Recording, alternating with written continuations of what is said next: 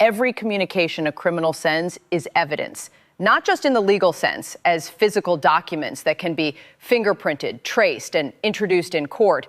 In the forensic behavioral sense, every word a person chooses, every detail they include or omit, every rhetorical decision they make when communicating about a crime they have committed tells an investigator something about who they are, how they think, what they want, and what they are afraid of. The Ransom communications in the Nancy Guthrie case have been circulating in public discourse for more than 2 months. They have been discussed in terms of their credibility, their demands, their Bitcoin addresses, and whether the family should pay.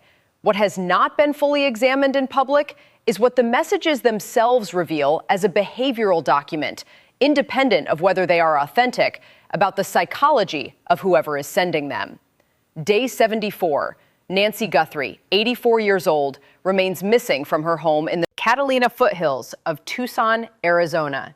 No arrest, no named suspect. The original ransom notes have been silent since February 9th. The secondary communications have continued. Former FBI agent Jennifer Coffindaffer said this week that those notes are torturing the Guthrie family. The true crime report was to examine that assessment from the ground up, because the mechanism of torture she is describing is a forensic phenomenon, not just an emotional one. The ransom communication in this case divides into 2 distinct tracks, and understanding the behavioral difference between them is the first step in reading the messages correctly. Track 1, the original notes. 2 communications sent in the first week of February, demanding $4 million and then $6 million with hard deadlines.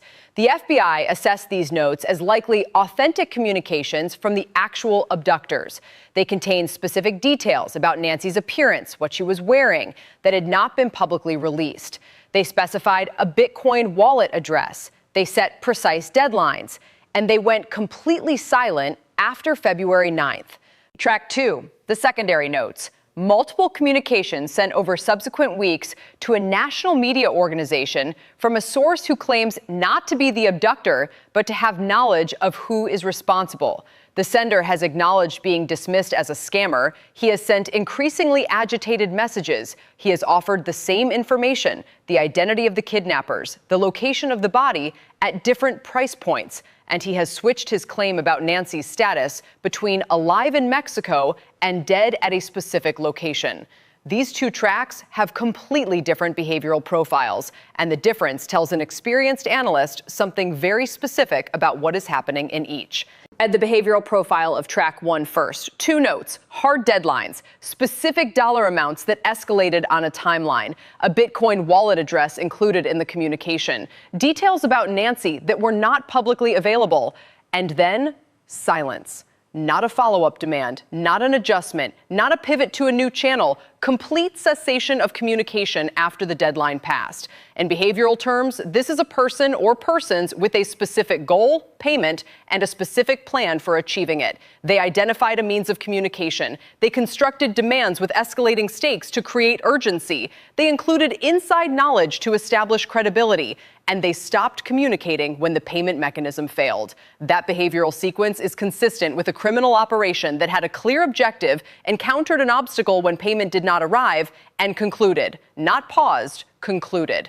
A negotiator or an opportunist who genuinely believed they had leverage would not simply stop. They would adjust the demand, lower the price, extend the deadline, try a different channel, change the proof of life requirement.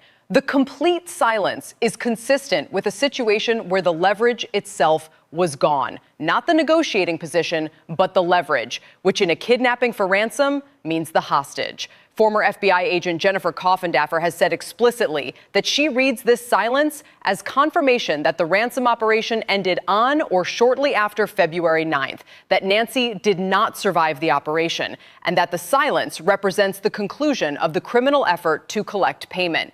The True Crime Report notes that this reading, while credentialed and logically supported, has not been confirmed by law enforcement. Nancy officially remains a missing person. But the behavioral analysis of Track 1 points consistently. toward the interpretation Coffindaffer has named. Now read track 2, the secondary source, the persistent sender, the person who keeps writing. The behavioral profile here is completely different. This person is not silent. They are escalating. They are frustrated. They are agitated by being ignored. They wrote, "Millions have been wasted, and yet here I am, willing to deliver them on a silver platter since the 11th of February for a Bitcoin, but I am disregarded as a scam."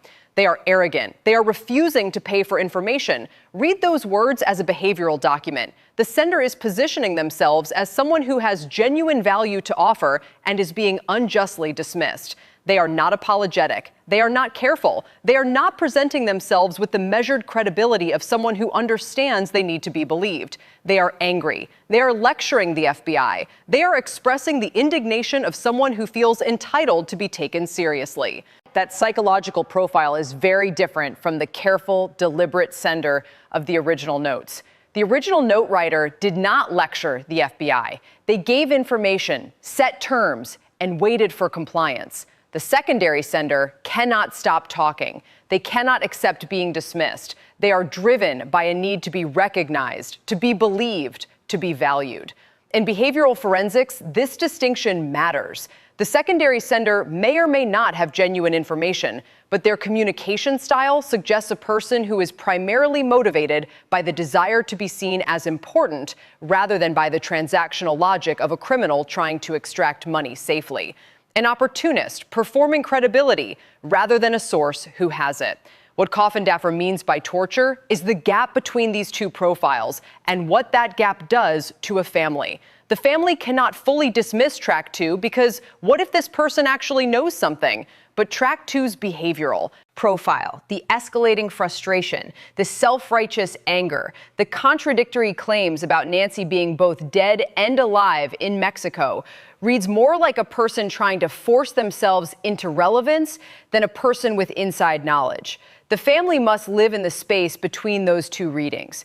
Every note that arrives is a new demand that they evaluate without the tools to evaluate it definitively. That is the sustained psychological mechanism Coffindaffer is calling torture, not a metaphor, a description of the functional outcome. Savannah Guthrie put words on that experience this week. She said she wakes up with night terrors. She said she cannot sleep through the night without her mind returning to what happened to her mother and to the question she cannot escape, whether her visibility as a national public figure made her mother a target. That specific fear that her career, her platform, her face on millions of television screens every morning is the reason someone chose Nancy Guthrie is a form of survivor guilt that the clinical literature on sudden traumatic loss and ongoing uncertainty has specific language for. It is not rational in the sense that it requires evidence. Savannah has no evidence that she is the cause. But it is rational in the sense that it follows logically from what is known, that this was a targeted operation, that Nancy was chosen specifically, and that the most visible thing connecting Nancy to public life is her daughter. The True Crime Report wants to be careful here. There is no confirmed evidence that Savannah Guthrie's visibility caused this abduction. Former FBI profiler Dr. Ann Burgess has suggested the retribution theory, that the crime was directed at the family for a private grievance. But that theory also has not been confirmed.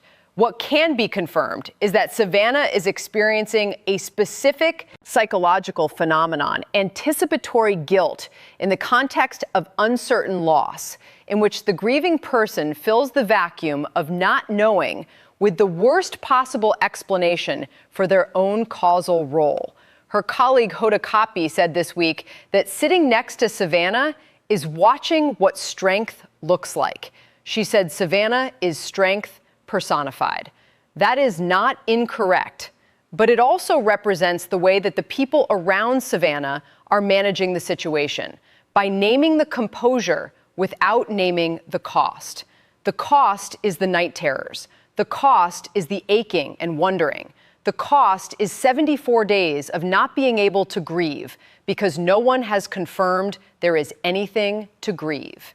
The True Crime Report acknowledges that openly because acknowledging it is the minimum that the human dimension of this story deserves. Now, the behavioral picture of the suspect. 3 visits to the neighborhood before the abduction: January 11th, January 24th, and January 31st. The first visit without a backpack. The second on a date that caused the FBI to specifically canvass the neighborhood for footage. The third with the backpack, the gun, the sedative compound, and the plan. That pattern, read by a behavioral analyst, tells a specific story about psychological type. This is not an impulsive person, not someone who acts on anger or fear, not someone who made a decision in a moment of crisis and carried it through. This is a person who plans over weeks, who revisits, who adjusts, who came back 3 times to the same location before they were ready. That requires patience, emotional regulation, the ability to defer action in the presence of sustained motivation. In behavioral profiling, this profile sits closer to an organized offender than a disorganized one, which carries implications for the investigation, because organized offenders leave less evidence of disorganized behavior, but more evidence of systematic behavior. The systematic behavior in this case has left threads: the pharmaceutical procurement trail from the sedative compound, the cell tower record from 3 separate weekend visits to the same neighborhood, the DNA mixture in a home that was accessed for 41 minutes by a person wearing gloves, but who almost certainly left biological material somewhere that the gloves did not cover. A former FBI agent named Maureen O'Connell, who served on the Bureau's evidence response team, has said that a person in that house for 41 minutes almost certainly left DNA evidence somewhere. She pointed specifically to the fact that the suspect carried a flashlight in his mouth during parts of the operation, which would deposit saliva. She said it is nearly impossible to spend 41 minutes in an occupied home in the early hours of the morning, moving an elderly person while managing a firearm and a pharmaceutical sedation process without leaving biological material. That material may be in the mixed DNA sample still under analysis. It may be on a surface that has not yet been swabbed, or it may be in a location that was correctly identified by investigators and is being held as a protected evidence asset while forensic technology catches up to the mixture's complexity. New names surfaced this week in community sources: Jay McCalmont, connected to claims of a money dispute with the family, and Clay Crouch, a neighbor with prior charges including burglary and kidnapping. Neither has been confirmed as a suspect by law enforcement.